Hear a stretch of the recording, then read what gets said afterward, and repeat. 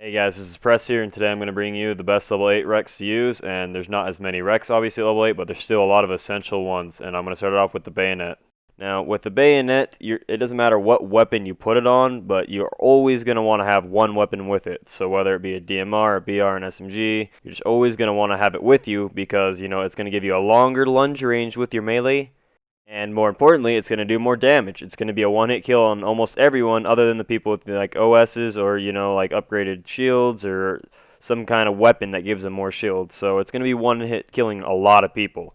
This is why in a sweaty Warzone game, you will see everyone using a bayonet. It is so essential. You'll see people always trading with it when they get into 1v1 encounters. You'll see people cameling up with it and then attacking people with power weapons so they can steal their weapons. And it's just an overall very useful REQ.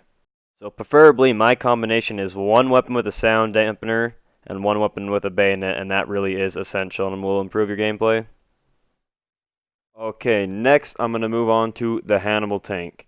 And now I'm going to do something different in this video, but the Hannibal tank has a rival and like competition with the Oni tank, and one is not better than the other, but they have pros and cons to each other, and they're going to be better in different situations and scenarios. So I'm going to start off with the Oni tank.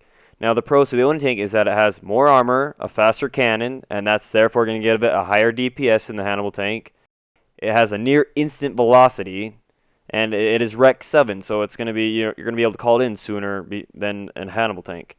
Now, the cons to this tank is that its missiles tend to ricochet everywhere.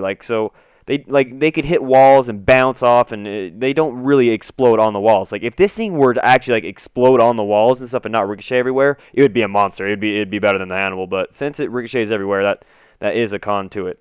And now its turret it's practically useless. You don't want anyone wasting their time in that turret. And then here's probably I think the biggest con to the Oni tank, and it's not its actual game performance, but it's how rare it is. I think it is the rarest REQ in the game because I have like 10,000 Warzone games. I've spent millions upon millions of REQ points. I've gotten so many gold packs, thousands and thousands of gold packs, and by far the Oni tank is the rarest REQ in the game. It's not even close. This thing is like I only stay around 30 at all times. Like I never like get them either. Like they're so rare. Now I'm gonna move on to the Hannibal tank and its pros and cons. This is a very different tank than the Oni tank. First off, it's a much more agile and faster tank, and this is going to allow you to get to those bosses, get to your power position, and places to slay a lot quicker than the Oni tank, and this really could be game-changing in a very sweaty and close game. Now, the next pro about this tank is that it has a Hannibal Mantis turret on it. It is going to do extreme amounts of damage to people, bosses, and it's actually going to make the turret person a viable option, which is very rare in this game. Like, you can't go do that on any other tank except for this one. Now, it also is going to have a higher single shot damage than the Oni tank's main cannon. And why this is so useful is that if you really need to get that final kill shot on a boss, that's getting lower than like 5% health and you really need to finish it off to win a game, this is going to be really important. And this is why the Hannibal tank can be better in some scenarios than the Oni tank. Now, the Hannibal tank also has a way better blast radius and impact than the Oni tank because the Oni tank, its bullets are ricocheting everywhere, and Hannibal tank, anywhere it hits, it's going to impact and spread around. It's not going to ricochet anywhere. So that's a huge pro to this tank. And another not too important pro to it, but it's really common in golds. I can stock up on these things very easily and always have a lot of them to call in. Now, going on to the cons here, this thing has to be charged up. Its main cannon has to be charged up. That is huge. Where the Oni tank, all you have to do is aim and press a button. This you have to charge. So if someone's getting really close to you, you got to have enough time to be able to back up and shoot them. Or, if the boss is getting down to a kill shot, you got to time that charge up perfectly. Like the Oni tank, you just got to shoot it, but this you got to charge perfectly.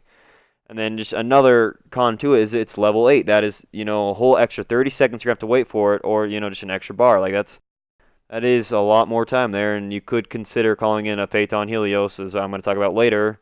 Or, just getting the Oni tank for better situations. So overall, I think the Hannibal tank there's a lot of uses for it in competitive Warzone. If you have a really good driver who knows what they're doing, who knows the right positions on the map, and is not going to go take it to someone really dumb and knows the right time to call it out to kill bosses and stuff, it really can do a lot of damage. Okay, so to finish off all the REQs, basically, here is like the push to win button, I guess, and this is the PHAETON HELIOS. Now, I do know Banshee Ultras. I do know those can come in handy and be better in other scenarios.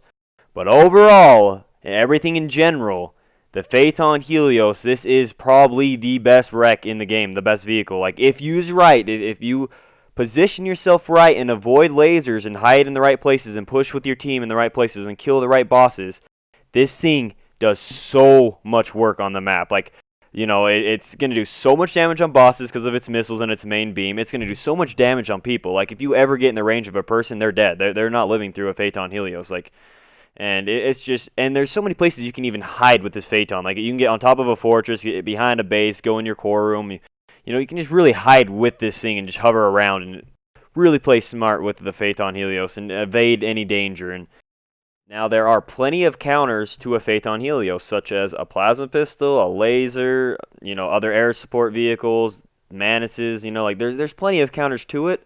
But as long as the pilot has wheelman, and as long as they're playing on their team side and makes pushes when they have more air support and they know they have, like, you know, control of the map, there really is nothing you can do with against a PHAETON Helios. It really is the best as long as it has the right team support and they're smart with it. Like, I've seen plenty of bad PHAETON pilots, and I've seen plenty of good ones that can even win their Banshee one-on-ones with, you know, Banshee Ultras and stuff. Like, you just got to play really smart with this, and this thing can do so much damage, and it can win games if you have multiple of them called in.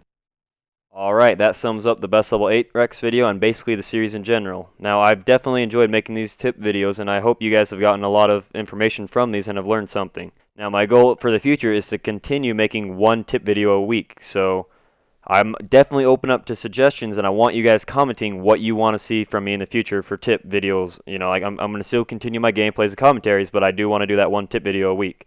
There is going to be one tip series and subject that's going to be off limits, and I will not be making in the future due to my competitiveness, my strive to win, and, you know, how this is a team-based game. And that is anything with opening strats, how to win on a map, where to go, what to do, you know, like, that's what makes Dominated Dominated. I'm not going to go showcase what we do. If you really want to, you can watch our streams and get on Theater and get a gist of what we do, but I'm not going to show you it. Now, I really hope you guys enjoyed the series and the video, and I hope you comment on what you do want to see, and I will see you guys next video.